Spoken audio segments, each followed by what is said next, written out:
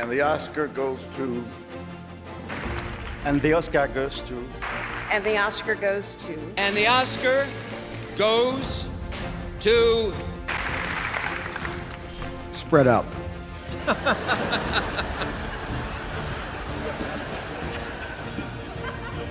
And the Oscar goes to... Hello everyone and welcome back to our channel. I'm Theo. I'm Petra. And today we're here to talk about the Oscars. And specifically, we're here to give you our predictions of the winners. We just had the nominees announced, like when? A week ago? A week ago, yeah. I think. And last Tuesday, yeah. We're pretty early with this, I believe, but this is our recording schedule. I realized this year actually, the Oscars are happening much earlier than usual, I think. Yeah, like 1 month basically from now, like 13th or something like that of March. Yeah, and if you look back at last year when we started making content, it was also about the Oscars. Now, what qualifies us to talk about this? Basically nothing. We just like to see people be celebrated for their work. Are they the perfect awards? No. There's a lot of controversy. And yes, it's a boys' club. Hollywood and the Academy are basically the Mojo Dojo Casa house. We all know. However, it's still beautiful that we have some awards for the hard work that people do when they make movies. And just watch reactions of people who got nominated on YouTube, especially for like the shorts or the visual effects, and like it's gonna make you smile. Like you don't have to care about the actors or anything else, but there are other hardworking people who make the movies what they are, so like be happy for them. Exactly.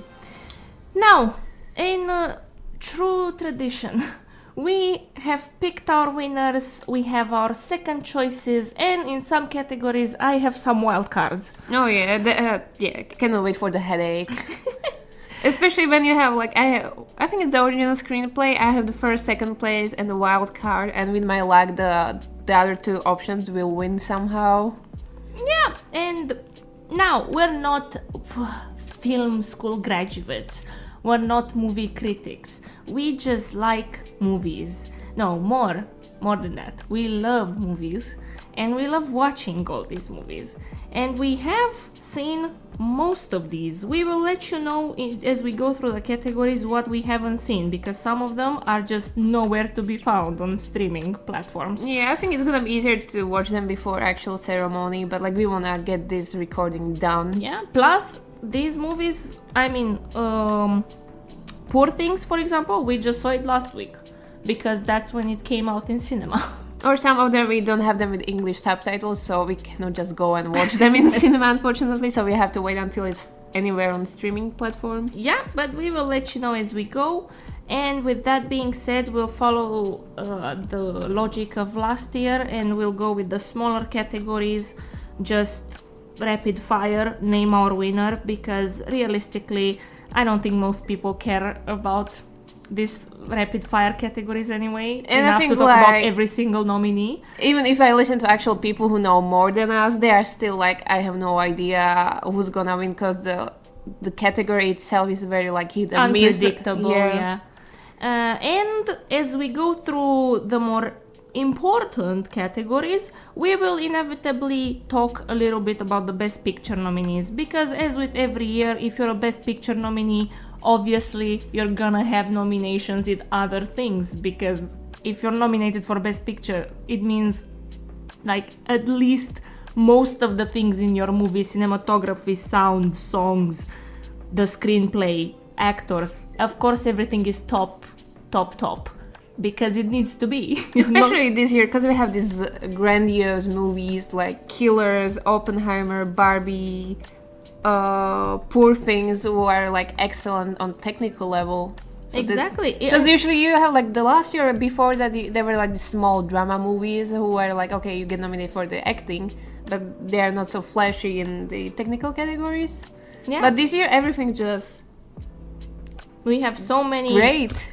yeah, actually, let's talk about it. This year, I mean, we talk about the Oscars flopping sometimes. Well, 2 years ago, we just had we were just watching for Dune basically to see how many Oscars Dune would win, because we weren't really invested in any other movie. I think that's one of the worst years in Oscar history that I've seen, and I'm watching since 2010, and I think that was the worst year. I think that was the year where 5 nominees in the Best Picture category would be valid. Like, oh, yeah. I generally couldn't care less about anything. Now, as we go, you might hear these sounds. It's us looking through our notes and through we have the Oscar ballot. Shout out to the Gold Knight on Instagram and on socials, because every year they make these printable things and we love it. Thank you for helping us have our little, my brother called it our Oscar bingo card. It's kind of like that, yeah, basically. So I think we're ready to go. Let's start with the rapid fire. We're gonna go through the shorts first. Let's start. Petra, what do you have for best short live action? I only seen one of them. It's The Wonderful Story of Henry Sugar, and I'm just having it as my winner because it would be so funny to see Wes Anderson win for this one instead of like winning for Grand Hotel Budapest or not getting nominated for anything that fall off, you know, like being snubbed for Asteroid City. Yeah. In any category. Yeah. 2 of them are actually not available to watch online. I just did some research on them, but irrelevant because I also think The Wonderful Story of Henry Sugar can take it. And this winner pick is just driven by delusion. I just want Wes Anderson to have an Oscar. I really had a good time also with the other shorts, and I'm happy that Netflix actually decided to do a campaign for it. And my number 2 is Night of Fortune, because it's made by Danish director who has been awarded before, so that's like my number 2. Oh yeah, like he has a track record of winning. I think he has like 4 other wins for best live action, so we wouldn't be surprised if Night of Fortune wins it. But for now, our winner would be The Wonderful Story of Henry Sugar. Now, best animated short. I think War is Over, inspired by music of John and Yoko, will take it. I have our uniform. I was kind of surprised that War is Over got there over like certain other animated shorts that were in the short list. That's fair. The animation is really cute, and the way I would describe this movie is, I told you before, it's basically All Quiet on the Western Front, but gay and sad. You know? And I mean, it is just beautiful. Shout out to Pachyderm, because holy shit. Oh, that one traumatized you. Yes. So hard. I think just trigger warning. If you want to watch it, just be careful around it, because it starts off, it's very impactful. It's a very impactful story. I think each one of them has like a deep meaning behind them. That's like what's wonderful about the animated shorts. Yeah. My second pick there is Our Uniform as well. We have, I mean, the classic thing. One of them is stop motion animation, and this one is pretty unique in the mix of styles. Like it's the uniform of the is it Iranian girl? Yes.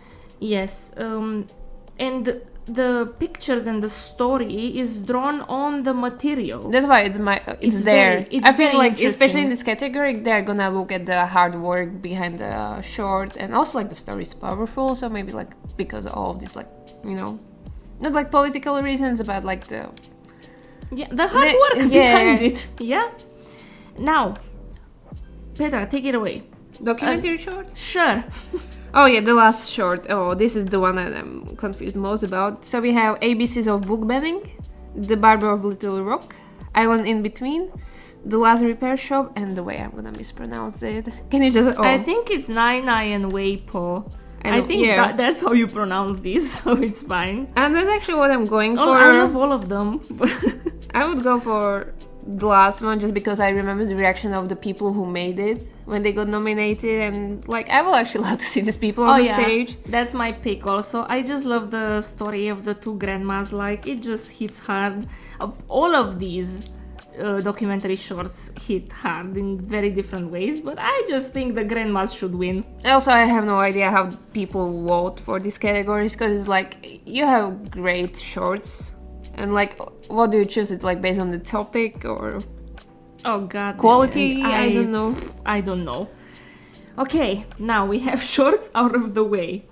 What do you want to move on with? We can start with the best visuals. Go from the last Sure. category we have on the ballot. Sure. So for best visual effects, we have The Creator, Godzilla -1, Guardians of the Galaxy Volume 3, Mission Impossible, and Napoleon. My win is The Creator.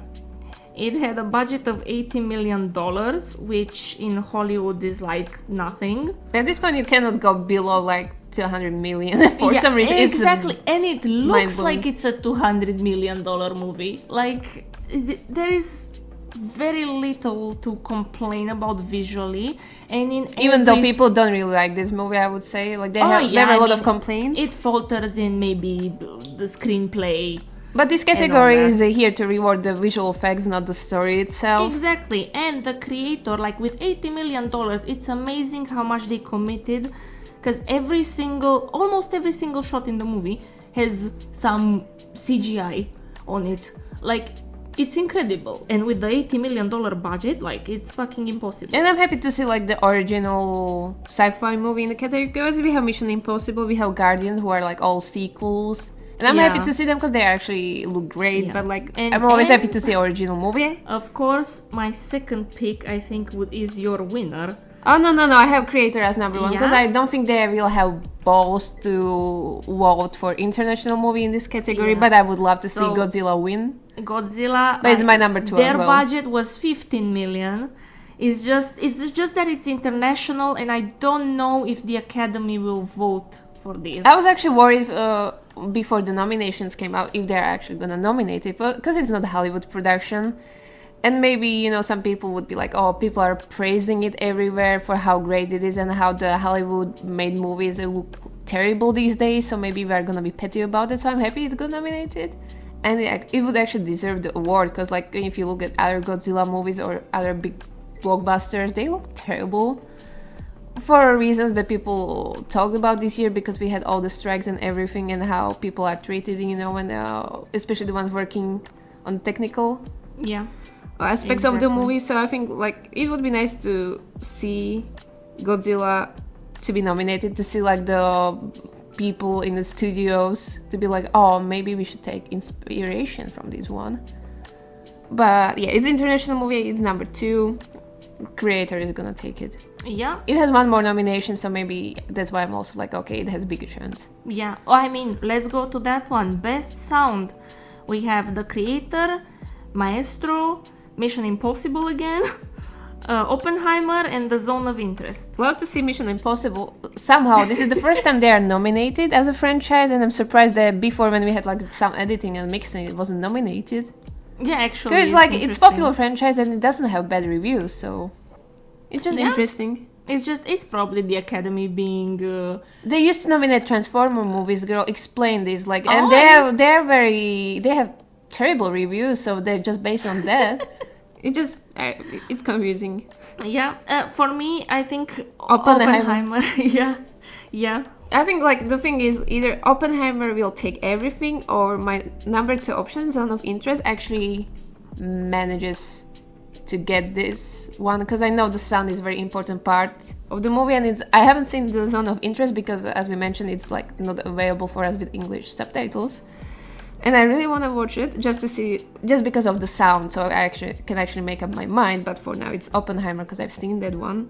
Yeah, from what we know of the Zone of Interest, it's about a Nazi general who lives with his family in their family house, which is right next to the wall to a concentration camp. We don't see anything in the concentration camp, we just hear it. Therefore, people praise this movie for the sound, because it is haunting. It's a haunting movie, because it's just like, yeah, you never want to think what's over the wall, right? But And you yeah. try to like block it out. Yeah, it's We will see how haunting. strong the Zone of Interest is, but for now I'm saying Oppenheimer, and it actually deserves to win. Like, they did a lot of work yeah, for that movie. exactly. Let's go, since we're talking sound, let's go to original score. And it's also Oppenheimer taking it. Yeah, I mean, there's no discussion. Everybody knows the Oppenheimer has to win. That was the worst category when it came to nominations. I'm just never gonna forgive them for nominating John Williams for his mediocre score. I wasn't happy with him last year when he got nominated for Fabelmans. It's mandatory John Williams nomination, yes. And he has 8 awards at home, I think, maybe more at this point. He has thousands of nominations. Yeah, this is way. I mean, he's a legendary. He got nominated composer. for each score for the new Star Wars movies, and it's Exactly. annoying for the people who are actually putting hard work into the music for Spider-Man not to be there, or Boy and the Heron, or even American Symphony, which I really like. It's just I was angry. That was the angriest category for me. Like, people are talking about the other snubs. Why nobody's talking about original score being a flop category this year? I mean, even, we watched Oppenheimer in IMAX and all that. We did a double feature. We have a podcast episode about it. You can go on Spotify and listen to it. But since we saw it, this was the clear winner. It was just a question of who else is gonna be nominated around it. If myself and Chris's journey was to try and look inside the soul of Robert Oppenheimer, I don't think the journey was completed until Ludwig Göransson put his score onto the movie.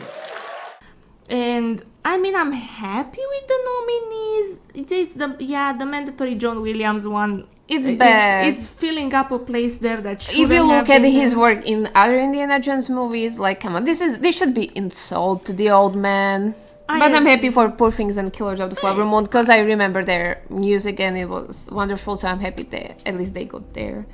Exactly. Now we can move on to Best Original Song. Oh, I think you were And more mad about this category than me. Yes, this is my I'm mad category, because we'll just go through the nominees, and I predicted 3 of these realistically, but we have the Fire Inside from Flaming Hot. I told you it's gonna be nominated just because. I'm Just Ken from Barbie. It Never Went Away from American Symphony. Wajaje, A Song for My People from Killers of the Flower Moon. That was my wild card that morning before the And nominations what was came I out. made for? Obvious winner. We don't have to talk yes, about it. It is the obvious winner. My wild card is Wajaje, and I'm glad you said it was your wild card that morning of the nominations. I sat down and listened to all the long list, that they put out, and it's 10 songs. I remember I wasn't that impressed with half of them. And I mean, same. I have beef with this category because they took the Fire Inside and nominated it Because of Diane Warren, unfortunately. when there were That's the John Williams of her category, girl. The other 5 songs there were much better than this one, and I'm mad. The way you're mad at John Williams having a spot in original score, I'm mad at the Fire Inside. Actually, yeah, I wanted Past Lives to be there because you told me it's a nice song, and then I actually listened to it. It was beautiful. Yeah, me and Petra, we're so... The Oscars are our Super Bowl. What do you want from us? So we do sit down and try to predict nominations and stuff, because it's just fun. We find it fun. I predicted Wajaje just driven by pure delusion. I loved it so much, and I feel like it's such a unique song, and the indigenous people being nominated and celebrated means so much. And I'm glad, I'm choosing to be happy that Wajaje is there. At least I'm we are not gonna happy see them with- perform. Yes, and we're gonna see them perform. Most importantly, they're gonna perform all of these, and I'm so happy. I think I'm Just Ken also just took a spot for no real reason. I mean, it's gonna be nice to see Ryan Gosling perform. Yes, it's gonna be fun. I'm surprised with the Color Purple only has 1 nomination, because this was their category kinda to get more nominations. Yeah, because it's a yeah. musical, or this would have been my wild card as well. Is the Asteroid City song from their Alien? It's just so weird, but I would love to see the little kid perform because I still think it's better than the Fire Inside. I'm sorry. Yeah, but I mean, clear winner is What Was I Made For, and deserved. I'll be getting her a second Oscar in 5 years. I'm so happy for her. Same. Okay, we've talked enough about our beef. Let's go to Best production design. Yes, I say Poor Things I mean, we have Barbie, Killers of the Flower Moon, Napoleon, Oppenheimer, and Poor Things. This is the only category Poor where I Things. feel like Asteroid City. I don't like that movie at all, but the production design was insane. If it was nominated, it should have been the winner, to be fair. But I'm predicting Barbie. I don't like it. I think it should be number 2. Poor Things. I just have more impressive Yeah, sets. for me, I didn't even wait for it to win the nominees because Poor Things is just my clear winner. I don't think they did so much in Lisbon, in the laboratory, in On the the ship. house, on the ship, everywhere you look, there's so much to enjoy about the production design. And it was the same with Barbie. I'm not saying like all of these are well deserved, all of these nominations. But pre-seeing Poor Things, I was like, yes, Barbie is gonna take it. Every single shot you see in Barbie Land, like the houses, the background, that's like freaking hand painted. But that's the thing, there's Barbie Land, then you actually get to LA, and like there's also like the part of a movie I don't really enjoy, because like Barbie fans can die mad about it, I don't care about you, but like the moment we get to LA, the story kind of falters, and it just... Yeah, exactly. The real world part has a lot of Meanwhile, problems. Poor Things, at least from visual point of view, it's like stunning from the beginning to the end. Exactly. And- They did so much more work. And And it actually looks impressive. And I think it's gonna result in For an me, Oscar. it's number 2. I just feel like I wish Poor Things to win, but like I think it's gonna be Barbieheimer sweeping. Unfortunately, I'm not happy about it. It would be very boring. To be clear, we love Barbie as a movie. But the Barbie stands online, like fandoms need to calm down sometimes, because I mean, we all went through the drama. We're not gonna talk about it. Go on my Instagram stories. I ranted enough there. Like the nominations that Barbie got, it deserves, period. It's a brilliant movie that has problems, and there's nothing wrong with recognizing it has problems while still thinking it's a brilliant movie. Some people need to grow up. Moving on, Barbie as a winner. Unfortunately, Poor Things number 2. I really hope to see Poor Things win something. Let's talk about my wild card. The equivalent of me shitposting. Napoleon takes production design. I don't like that movie. I don't think production wasn't that impressive. Asteroid City should have been there instead. You know, beginning of the year, I had such panic about Napoleon and Asteroid City and Oppenheimer and Barbie and Poor Things and everything coming out, and even Maestro. And they started coming out. At Napoleon, I was like, okay, maybe it's Ridley Scott's redemption story. It wasn't. No, the thing is, like, he has a wasn't. problem with the script. Like, the moment you realize who's making the script, or like the talk about like how he treats the historical facts, you know, it's gonna flop in that part. And like, if you have a weak story, you know, anything else kind of folders. However, on a technical standpoint, this movie is still like the effort everyone put in it. I think it's okay to celebrate it, and the nomination for production design is deserved. I think like the other ones are pretty deserved. I think it should have been nominated for the best sound. But the production design of Asteroid City, I don't like that movie. You know, when I came out of the cinema, I sent you like 10 minutes of voice messages. Also weak script, but like the production design on Wes Anderson movies, it's insane. I mean, yeah, it's just Wes Anderson movies. Like, what's the with Academy for like giving him I don't know how many nominations for Grand Hotel Budapest, and then be like, okay, we're gonna ignore you now. But yeah, let's move on. Yes. Best makeup and hairstyling, Yeah. Golda, Maestro, Oppenheimer, Poor Things, and Society of the Snow. I say Maestro takes it. Yeah, I don't like them. It's not bad movie. It No, just script is also very weak there. But like the makeup, I was blown away by how well the aging is. Yeah, and if I'm we just saying- look at the makeup and hairstyling category, 3 of these are doing aging work. Yes. Golda, Maestro, and Oppenheimer are all about the aging up the actors. Yeah. And, well, Maestro does it the best out of these 3. Poor Things is just Willem Dafoe. If you see his face, like, he is borderline unrecognizable. and it's fine, but it's just one person. Yeah. I don't think it's gonna win. And Society of the Snow, It's All Quiet of the Last Year. It's like body horror and injuries and everything. Exactly. And, that would be interesting if it wins. I would love to see them win. But, Maestro yeah. did the best work out of this. I think like this movie should have came out before The Irishman, so Martin Scorsese wouldn't have used the freaking CGI. I have beef with that movie, even though I love Martin and I love Killers. Irishman is not my favorite movie just because of the aging and CGI. Work with the makeup department, damn it, or cast young people.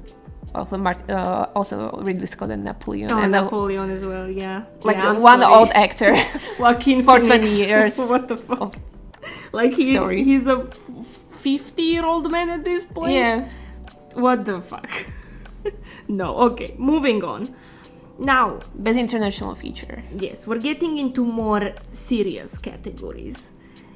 Best international feature. What do you mean?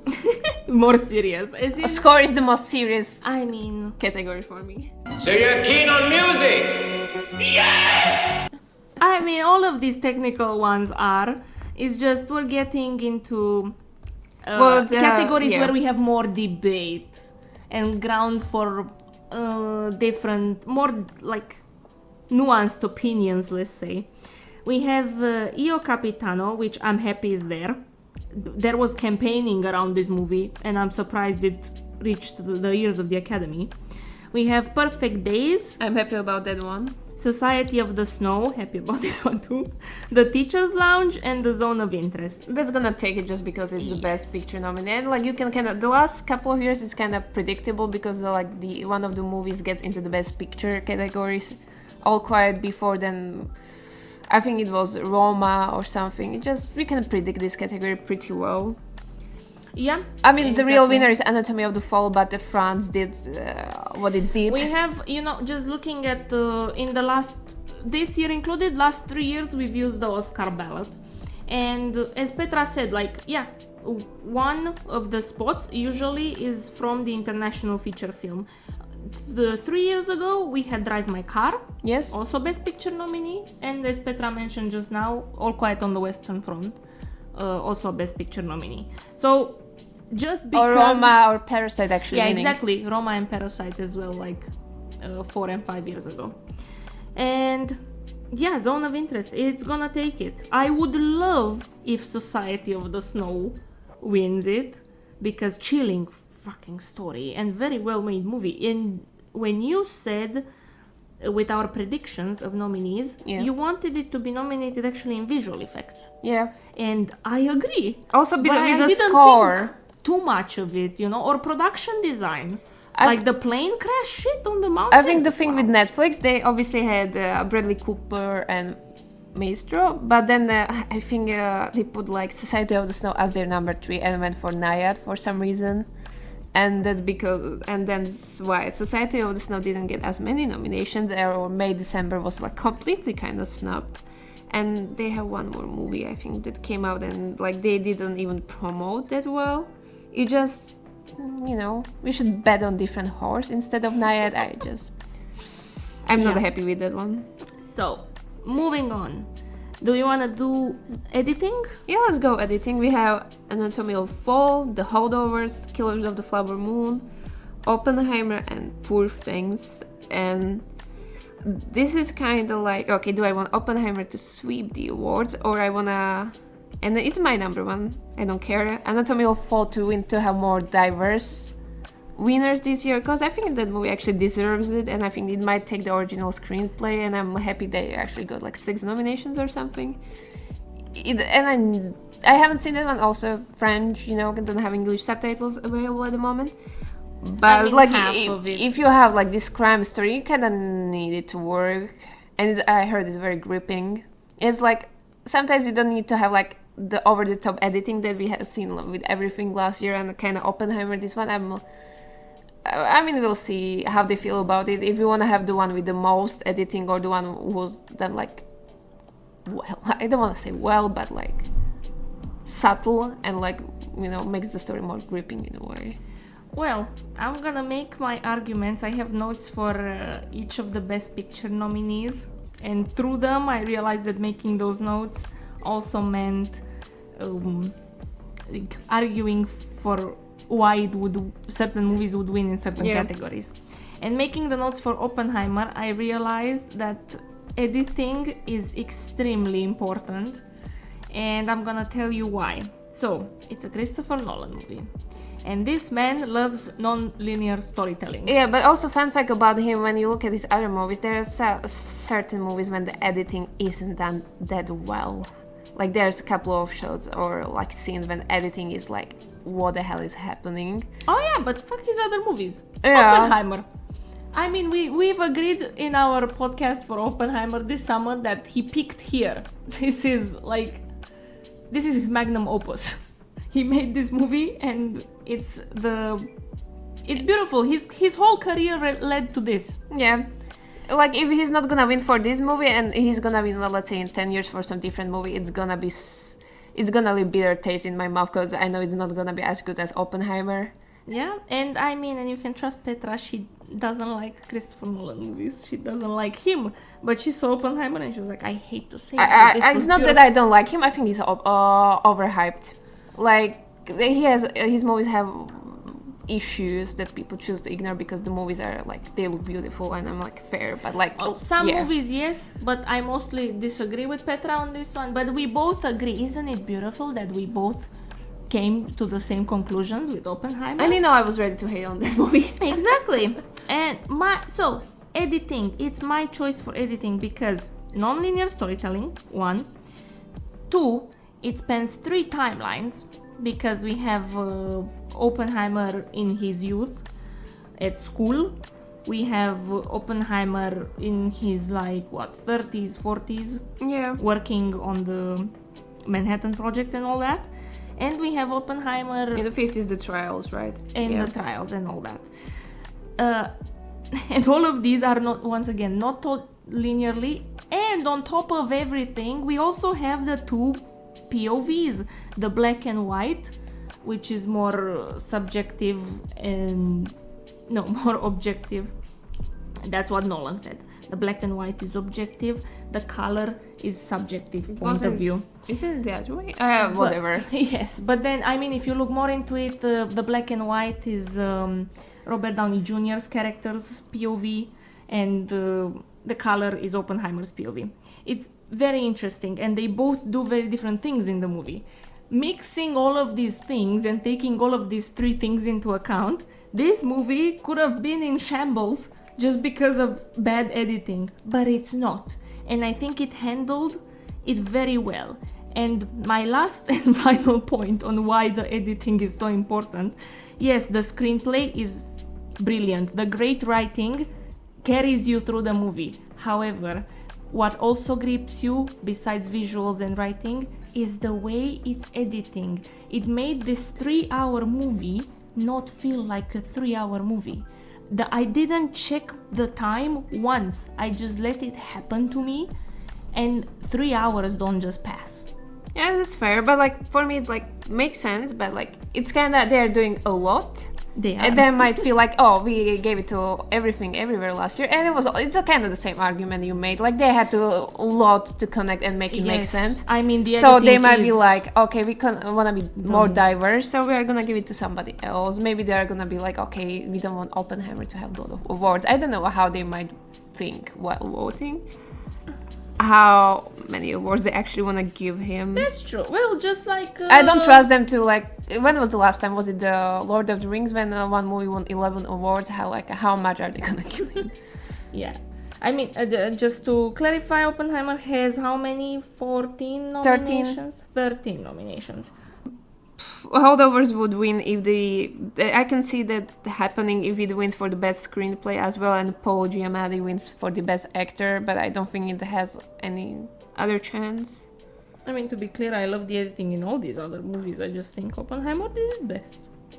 And that's what this award is about. I'm surprised Poor Things was there. I mean, I love that movie. I don't remember if I was really that impressed by the editing. Maybe it's like comedic timing and everything, but that's also in the Holdovers. That would have also been in Barbie, and Barbie wasn't nominated, so like it's okay. It's fine. Let's move on. We have best costume design. We have Barbie, Killers of the Flower Moon, Napoleon, Oppenheimer, and Poor Things. Like any other movie that I can think of that should have been there is like Wonka or Color Purple, but I'm not impressed with any of them, so I'm like... Yeah, neither of them. If I wanted Wonka anywhere, production design, but not really. You have 5 spots and we just went It's not through that them. impressive, No, it's okay. I'm not happy with having like 2 mostly suits movie with the Killers and the Oppenheimer. Exactly. Because I'm like still bitter about Irishman getting the nomination for the costumes back in the day. And Napoleon, I don't like Josephine's costumes. I'm sorry, the fabrics look very cheap. You know, But it's only a big budget historical drama, so of course it gets nominated. And the coronation scene is mind-blowing, fair enough, and a lot of extras. Yes, I get it. I still don't like it that much. Yeah, I agree. This is why, for me personally, my winner would be to Poor Things. It goes to Poor Things. My And- second, what I actually think deserves the award, but I think Barbie is gonna take it because Barbie, and I think people are gonna be scared because of the backlash over Greta and Margot getting snubbed. They're gonna be like, okay, we have to give them more than just one award. So, I'm gonna tell you why Barbie is my second choice. And I did think until picking today, before recording, I did think that Barbie would take it, and they did great work with costume design. And absolutely deserved, like, nomination. It is fine. However, we must not be fooled by Margot Robbie's and her stylist's work on the red carpet. That's not the movie, people. I hate to break it to you. Thank you for bringing it up, actually. I hate to break it to you, but all these serves on the red carpet, I mean, fucking amazing. I mean, finally, because she has... I don't know who was her previous stylist. Yeah, but like she looked terrible. I remember she had very questionable outfits for certain awards before the whole Barbie thing started. Yeah, but like I hate to remind you, like, yeah, the references are impeccable. Pulling shit from the Barbie archives, they have a whole, what is it, like a minute when Ken throws her clothes out of the house, and it's all like archived, you know, pieces. But what carries this movie was Margot on the red carpet with the costumes, and all of these are not in the movie, so I'm sorry, we have to separate them. Therefore, Poor Things should win. There are these 2 categories, costume design and production, that's between Barbie and Poor Things. I think Poor Things has bigger chance in the costume design based just on the awards, like what we already have, like the results. Like Barbie has more awards in production design than anything else on the list. Costumes is more split. I would say maybe it's like 10 for Barbie and 5 for Poor Things. But when you look at the Barbie costumes, like it's Barbie and Ken, and the rest of the, like even in Barbie Land, I wasn't that impressed with the costumes. They are contemporary. Yes, And we some have of that them- argument, you know, like period drama and contemporary, you know. Well, contemporary one, some of them are clear, like they are dressed like the doll. They did recreations of the outfits of the doll, and the references are impeccable. Like there was the Yeah. Barbie with the So you're- backpack, the weird techie stuff. The weird Barbie is also a reference. They had the Malibu. Yeah, so it's like, do you want to It's award okay. something that's perfect recreation, and that's also a hard thing to do, or something that's like original? Yeah, I I know that remember- Poor Things is original because Yeah. it feels like clothing from like what 1800s. That's very Victorian era, but like it's Emma Stone's costume, but they put like a little fantasy twist. But I remember I felt the same when Jackie came out, because they are recreating Jacqueline Kennedy costumes. That's a very hard thing to do. So it's like, once again, how the costume design voters will feel that day. Like, what do we want to award? You know what? I've just decided right this second that Oppenheimer is my wild card just because of his slutty high-waist pants. What was the thing Chris told you about David Bowie? That was just some little thing he just dropped in the mix at one point. He sent me a picture of him. I think it was during the Thin White Duke era, you know, when he was so cool, but so slim, and he had those beautiful high-waisted pleated tailored trousers, and he had the coat and the jacket and the hat, and it was just... No, that's not award for the costumes. That's for Cillian Murphy and How well he fits into the slutty Yeah. pants? Okay, fair. Wild card, There you go. I would have Killers just because of the Native American costumes. Oh, yeah, I mean, I would love it that wins. That would be a fun wild card too. Very weird if it wins, but still fun. No, it's Barbie Poor Things. It's like Yes, it's between no idea. those. Yeah. Oh, the next one. That's my first wild card category. Cinematography? Yes. Okay, let's Yeah. go. Best cinematography. El Conde, Killers of the Flower Moon, Maestro, Oppenheimer, and Poor Things. And El Conde is my wild card, and if it wins, I'm gonna take one big shot. I mean, El Conde it just looks. I don't want to have beef with it because all cinema is referencing other things that other people have done first, and many shots in many movies are either recreations of like classical paintings, which is just beautiful when you have these. I recently watched Shutter Island, and it's basically The Kiss. Yeah. Gustav Klimt's painting, like beautiful. And I think at this And point there's so people many will reference that shot from Shutter Island, actually. I mean, yeah. But El Conde, I bring that up because El Conde is just what's the movie from the 20s? No, it wasn't Nosferatu, but like all these old classic black and white movies. Oh god, Bram Stoker's Dracula? Could it be that one? I mean, there's a title for the Dracula movie from the 90s, but Nosferatu or something No, that's that before. 90s. Yes, like it's some other thing with a vampire and it's black and white and it's from 1920 something. Like it's basically some shots are exactly that. So I don't want to have beef with it. It's just that the winner I picked, Killers of the Flower Moon. That's also just driven by delusion and I mean, by this one shot. And but he's also referencing the old Western movies in the Killers. I mean, I love it. That's the And- thing. You cannot look at it because like if you like pick apart every single movie these days, it's like we are referencing something. So I mean, yeah, in Killers specifically, my winner is just the shot when the indigenous people discover like oil on the land, like that. I can still picture it in my head. I don't know why it was so resonant and why it was so. I just think it's so pretty. no, I also like the way he frames like even like the conversations and more quiet moments. There's something interesting and engaging in it. Yeah, so my winner is Killers. I don't think Oppenheimer should take it. It looks nice, but I wasn't that impressed like compared to the other technical aspects of the movie. I agree. I mean, I like Poor whole- Things just because it's a wild. I mean, yeah, that is. I think Poor Things. It's easy to think cinematography is great because production design and visual effects are so great Yeah. already in the shots. So, yes, a double-edged sword right there. With Oppenheimer, I mean, Hoyte von Hoytema is like amazing man. But yeah, like if you think back to the experience in IMAX and everything, what stunned you? Performances by actors Music and music and sound. I mean, editing, as you mentioned.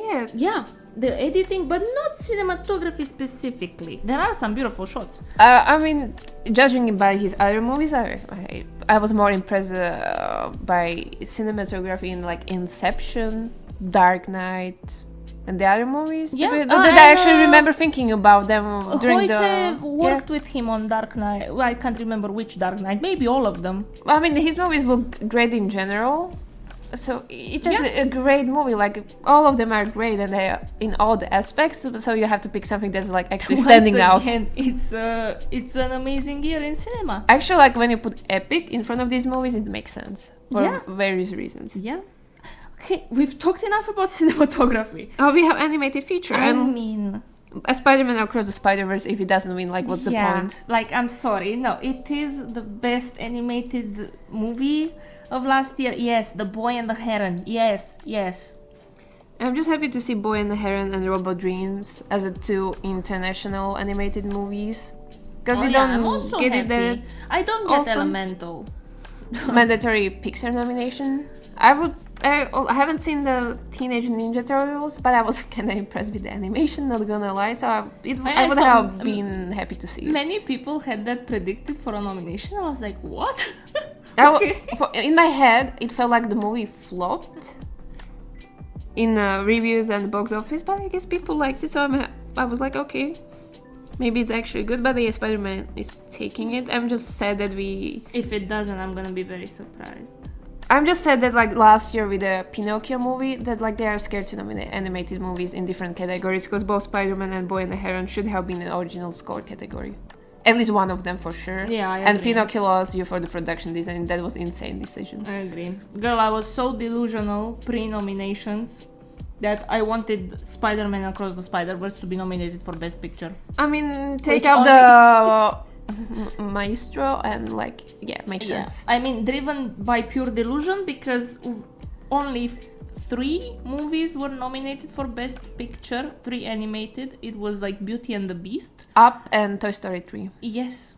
And I mean, Somehow, they don't nominate. right now I'm just so confused by the Up and Toy Story 3. I'm like, how did they manage that? Up, I get. Toy Story 3, I do not understand. No, I get it. I remember how it was when it came out. It's great. I'm just surprised they actually had balls to nominate it. It just doesn't make sense. Yeah, What was the you voting know, back then? Wild card. Yeah. Oh, we are getting to the acting categories. You want to do acting first or a screenplay first? Well, thank you for watching, guys. This was part 1 of our Oscar discussion. The less interesting one, I guess. No, the most exciting part of the Oscar night for me. Of course, we're kidding. We love the technical categories, but if you wanna hear us talk about the acting and directing and the screenplays of these movies, head to part 2.